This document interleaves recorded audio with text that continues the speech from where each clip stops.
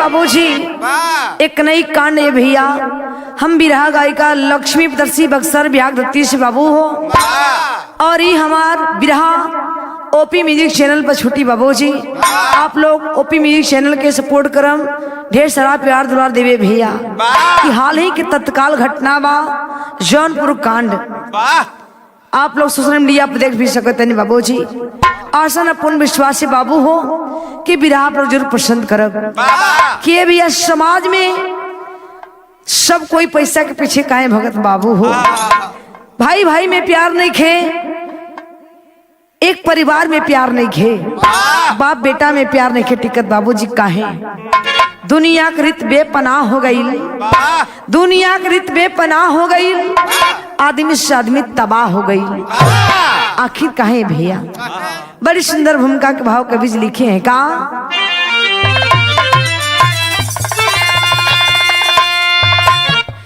धन के लालच में मानो है दानो बना,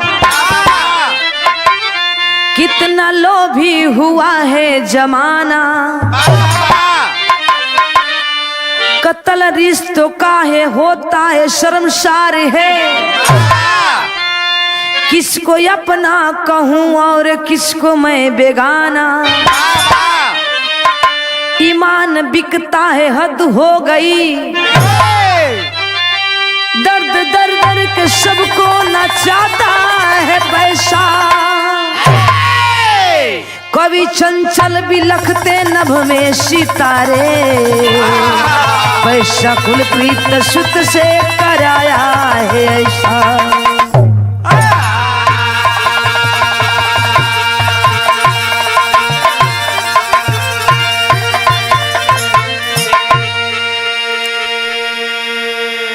आइए बाबूजी, धन के लालच में मानो ये दानो बना है। अरे धन के लालच में मानो ये दानो बना है, कितना ये लोभी हुआ है जमाना। कत्ल रिश्तों का होता है शर्मसार है, किसको अपना कहूँ मैं किसको मैं बेगाना कहूँ। अहे बाबू, ईमान बिकता है हद हो गई, दर दर के सभी को नचाता है पैसा। कवि चंचल भी लगते हैं नभ में सितारे, पैसा कुलकृत सुत में कराया है ऐसा। आखिर पैसा के पीछे सब भागत है, आखिर क्यों बाबू। बड़ी सुंदर गजल का अंदाज लिखे कवि जी का।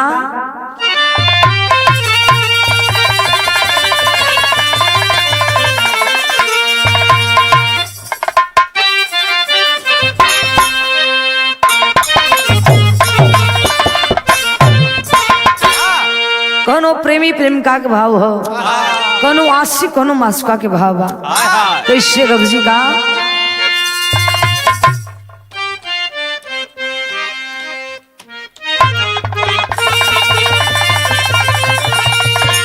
दिल लगा के काई जरूरी बा, दिल लगा के काई जरूरी बा, दिल लगा के काई जरूरी बा, दिल लगवाला के काई जरूरी बा, निर्जद किया के कोई का दूरी बा।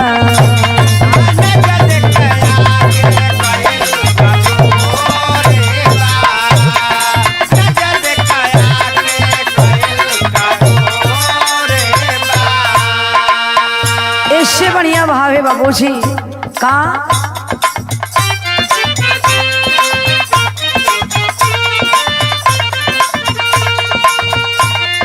खूनी रिश्ता भइल फसाना बा,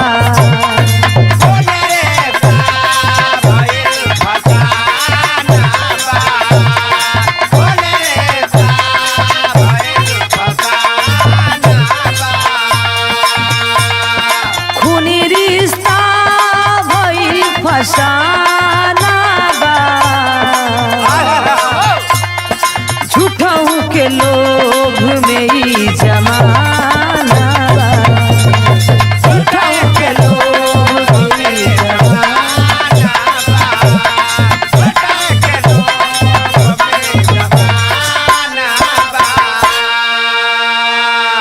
अहे बाबूजी कहानी कब के बा क्वेश्चन बाबू बिरहा के स्टार्ट है जिस हो गए भैया नजम के लाइन लगल का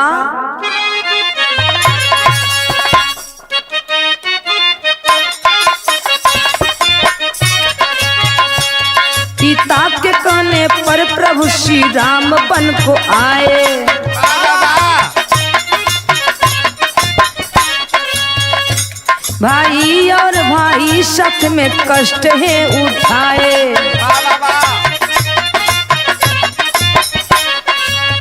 पर आज बेटा बाप आश्रम तो भेजता उसके कमाई दौलत पर मौज है उड़ाता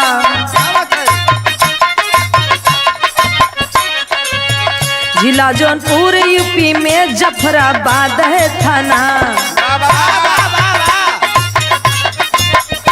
अहमदपुर गांव श्याम बहादुर का घराना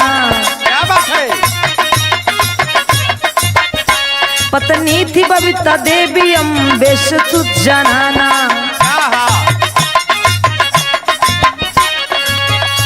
वंदना और अर्चना सपना सुत है माना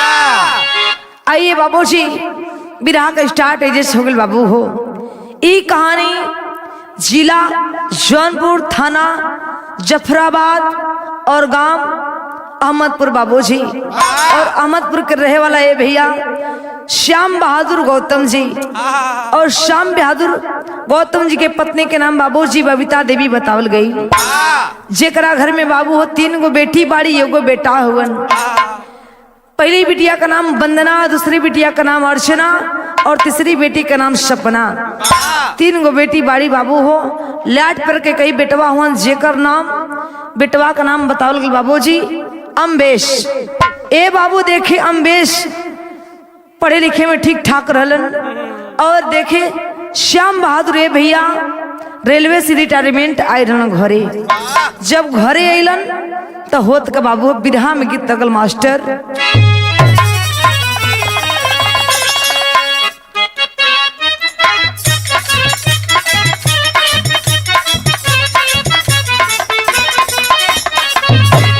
बाहर कोनो लड़की है कोनो लड़का उन लड़का पूछा तो लड़किया से कि ससुरा में ठीक ठाक करलू है कैसे पूछे का कहलस नैहर से जब ससुरा गईलू कई बज दिया बुतैलू भतार शंका का कैलू भतार शंका का कैलू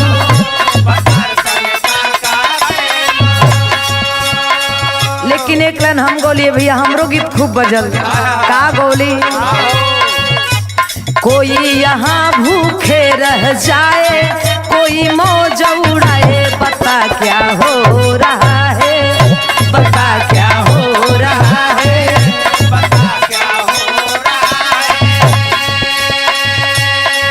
लेकिन बिरहा में भाव है बाबूजी बारे श्याम बहादुर भैया जब रिटायरमेंट अलन तो जितनी पैसा मिलेला रिटायरमेंट के बाद भैया अब देखे श्याम बहादुर अपने ससुरारी बाबूजी घर बनावे के प्लान रचता रहे 3 बेटी के शादी धूमधाम से कैलन और अपने बेटवा के भी पढ़ाई में खर्चा करत हुअन तब भइल का भैया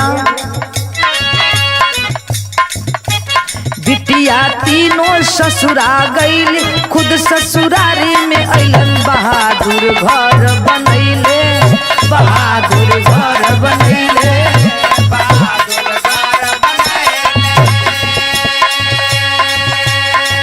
पुत्र अम्बेश भइले इंजीनियर कोलकाता में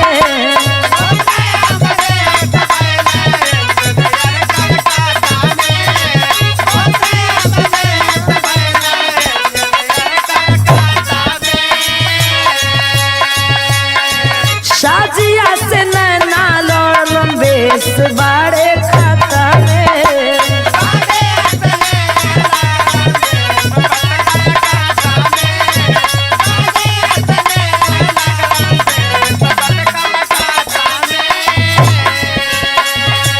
बिटिया तीनों ससुरा गईली, खुद ससुरारी में अइले बहादुर घर बनैले।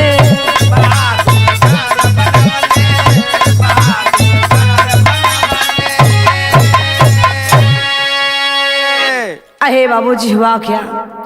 बाबू देखे बहादुर सिंह बाबू जब ससुरारी में भैया घर बनावे लगलन तब भइल का, जब अपन गांव छोड़ के ससुरारी में घर बनौले बाबू, अब इन्हें कोलकाता में उनके बेटवा का नौकरी लागल अम्बेश का। कोलकाता में तो नौकरी करे लगलन ए बाबू अम्बेश, लेकिन धीरे धीरे कुछ दिन बीतल ए बाबू वही कोलकाता में एगो ब्यूटी पार्लर जो लड़की चलावत रहे भैया, वो ब्यूटी पार्लर चलावे लड़की का नाम बतावल गईल शाजिया। और शाजिया बाबू बेगम से नजर लड़ गई वही अम्बेश को, दोनों का नैनाचार हो गए भैया। दोनों में नैनाचार भइल तब प्यार मोहब्बत बढ़े लागल धीरे धीरे। कुछ दिन बीतल तब देखिए अम्बेश बिन बतौले बाबू वो लड़की शाजिया से शादी कर लेलन। जब शाजिया से शादी कैलन तो बड़ा अम्बेश खुश बाड़न कि चला हमने के प्यार के मिलन हो गई। जब घरे लने बाबू श्याम बहादुर के पता चलल कि लड़की हमनी बिरादर के नाबे इतना मुसलमान समाज से वे ए पंचो देखे ही बात को लेकर के श्याम बहादुर बड़ा दुखित रहे, क्रोध में हुमन तभैल का बिरहा में गीत गलाने लगल मास्टर।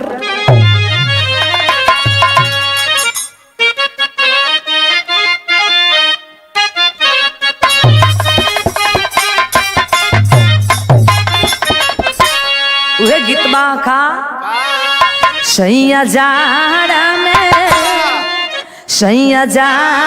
में गवना करैती राजाई जैसन काम आईती।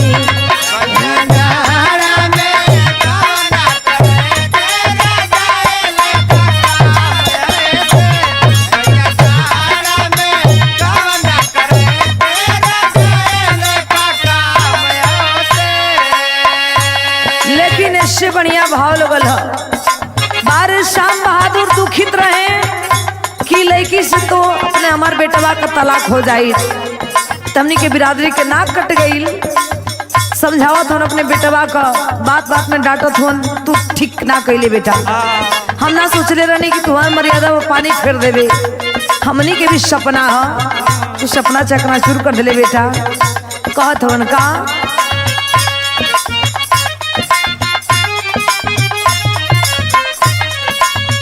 दूगो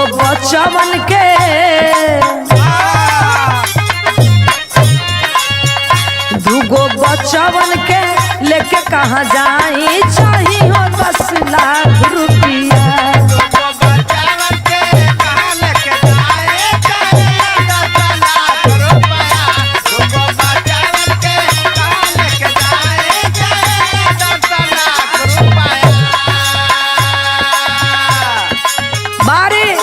श्याम बहादुर जब कहें तलाक का बात है भैया, अब अम्बेश सोचे तो कि हम कैसे तलाक दी, दूगो बाल बच्चा बाड़न, इस शाजिया कहाँ जाए लेके जा। अगर तू चाहता रहा कि हम तलाक दे दी तो 10 लाख रुपया नगद चाहिए कि लेकर के परवरिश पढ़ लिख लिया संतान के भविष्य में कोनो तकलीफ ना होई। देश सकेला अपने बाबू श्याम बहादुर से कहतरन बाबू अम्बेश बेटवा और ही कहलन का अंतरा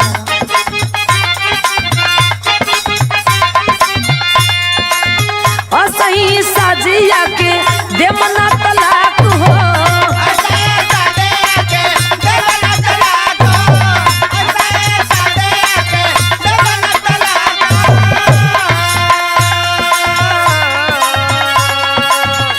श्याम बहादुर बाबू ले ला 5 लाख हो।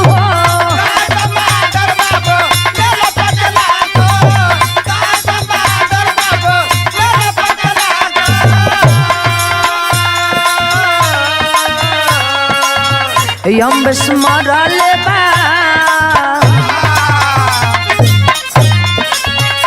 अम्बेश मारा ले बा, लोढ़ावा चलाई चली ना चाही 10 लाख रुपया।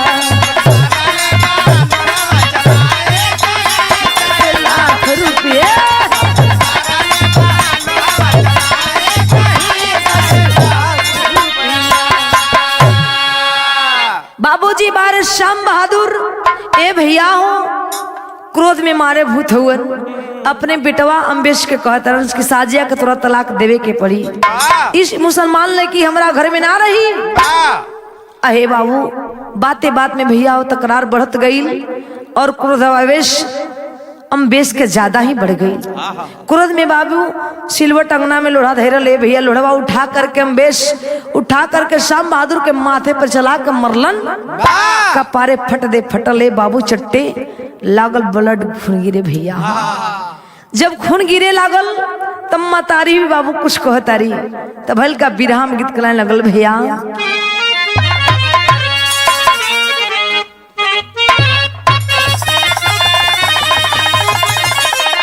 गीत बारे मेरा कोनो हालात में पहुंचे लई सिपाही जी से गुजारिश करे तारी कि कौना करण हमार सैया के तो जेल में बंद कैले हुआ।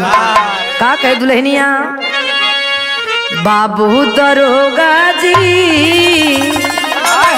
बाबू दरोगा जी कौने गुनहिया बंधला पियावा मो बाबू दरोगा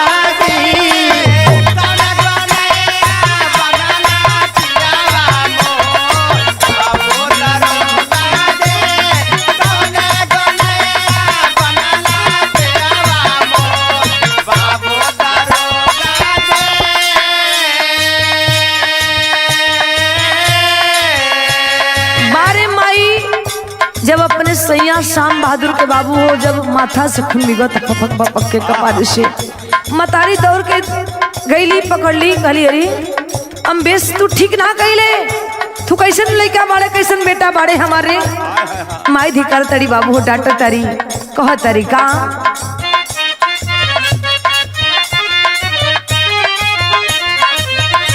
कि हमारे भैया हो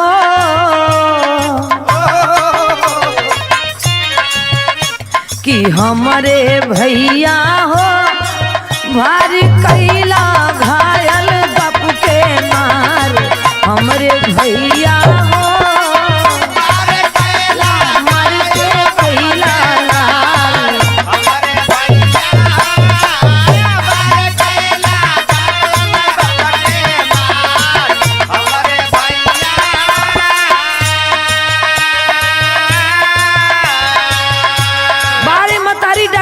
की बेटा अम्बेश तू ठीक ना कैला मार के कपार फाड़ दिल अपने बाबूजी शाम बहादुर जी के अपने पिता के का कोई औलाद मारेला तू ठीक ना कैला बेटा माई डांटो तरी बाबू हो कपार फटल जमीन पर गिरल हुवन शाम बहादुर और कह तरी माई का कहले अरे कपड़ा फाटल पति जमीन पर गिरले अली बबीता मतरिया हो खिंच के लोढ़ा माई के मरलस अम्बेर दूसरा शरिया हो कि हमारे बेटा हो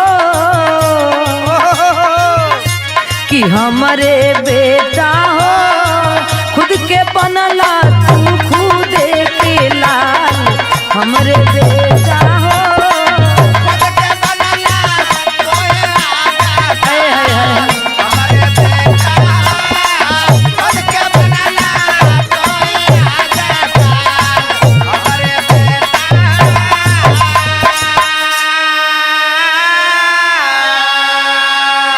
अहे बाबू देखे हुआ क्या बारे शाम बहादुर का पत्नी बबीता ये भैया शाम बहादुर के गोदी में लेकर रोने लगली कि बारे बेटा अम्बेश तू ठीक ना कैले तो हमरों के मार के मुआ दे हम अब जेल नहीं चाहत ऐसे बढ़िया की मौत आ जाए हमने दोनों प्राणी के तू ये चाहता रे ना तू राज करी है मतारी बाबू धिकार के लगली बात बोले भैया हो और अम्बेश बेटवा फिर क्रोध में आ करके मतारी के भी बाबू लोढ़ा चला के कपार फाड़ देलस। आहे बाबू दोनों प्राणी गिरल होने भैया एक तरफ शाम बहादुर एक तरफ मतारी बबीता।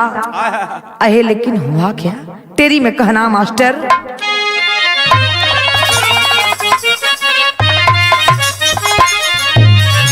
अरे आंगन में खूनी खेल हो गया ए बाबू आंगन में खूनी खेल हो गया रिश्ता हुआ कलंकित लगी आग में दामन अरे दामन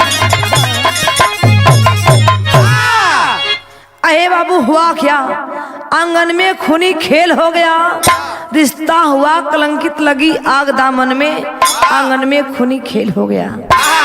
बारे अम्बेश बेटवा ए बाबू माइयों के मरलस, बाबुओं के मरलस, अधम मारा करके बाबू छोड़ ले बाए पंचो। लेकिन भैल का पहपट में कहना बाका,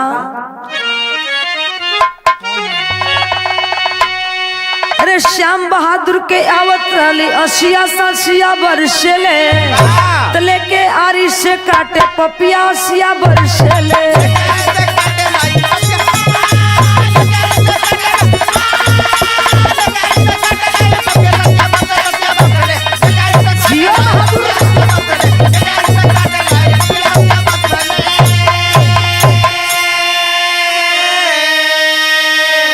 तीन टुकड़ा में बाबू, तीन टुकड़ा में भैली माई हो, कैली जवान जवन दूधवा दूध के पियाई हो।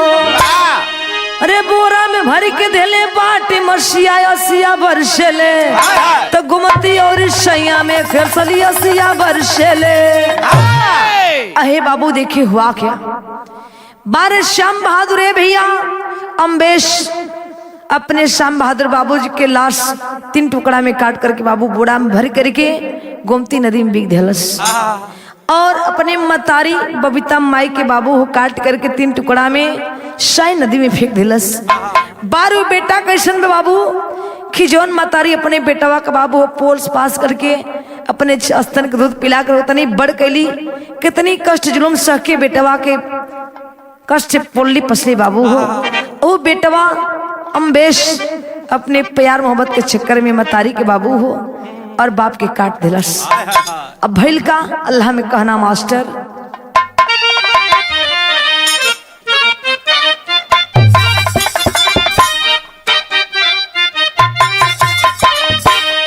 माई के आह चाह बेटवाई होले भैया,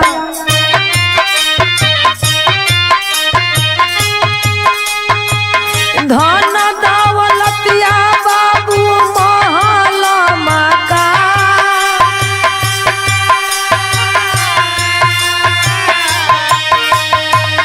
उहे बेटा बनी के का लंती कटने तैया भैया।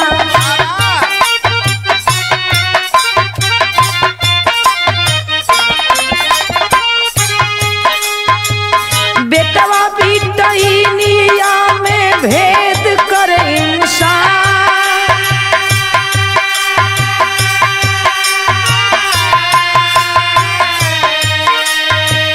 बाबू भाई के काट फेंकले नदिया में भैया बाबू।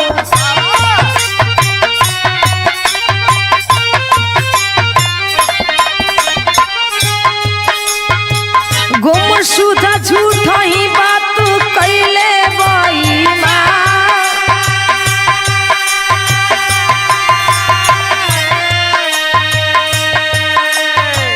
12 दिसंबर गायब भैले अम्बेश घर से भैया।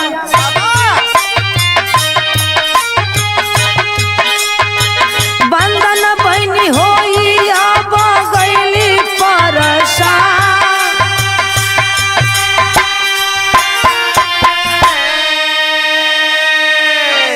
अहे बाबूजी देखे 12 दिसंबर के बाबू अम्बेश घर से गायब हो गलन, भाग प्राप्त होन यहाँ से वहां। लेकिन है देखी बाबूजी 15 दिसंबर 2025 के बाबू हो, जब एसपी सिटी जी सम्मुख जी के सामने बाबू जब बयान होइले बाबू अम्बेश पकड़ल गईलन।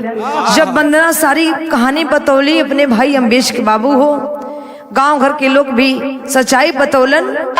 ते पंचो अब देखे अम्बेश जब पकड़ा गलन बाबू तब भैल का खड़ी के भाव में कहना है भैया,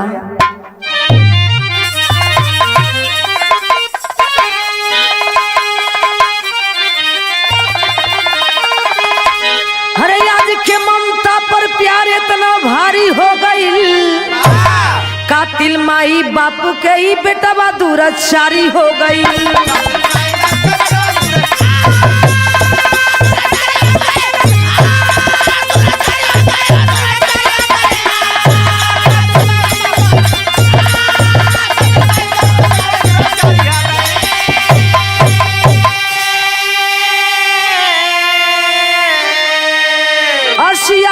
सुखल पापी भइले सुगनवा कैले न माई बापू देख अग्नि दानवा रो रोवे तीनों बेटी बंगलेनिया फरार हो गईली कातिल माई बाबू के ही बेटा दुराचारी हो गईले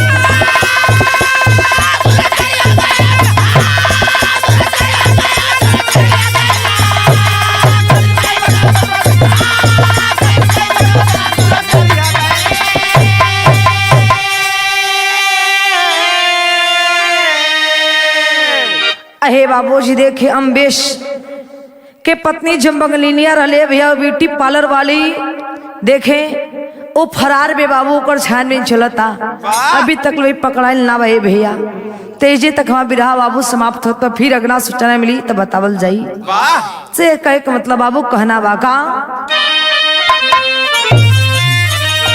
राजप्रभु सदगुरु स्वामी राधे विबुला श्रीना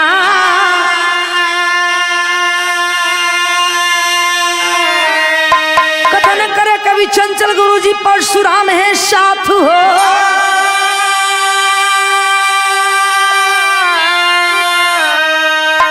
अरे आंगन में खूनी खेल हो गया ए बाबू आंगन में खूनी खेल हो गया लिखते चंचल पाल किया छिपा किसके मन में आंगन में खूनी खेल हो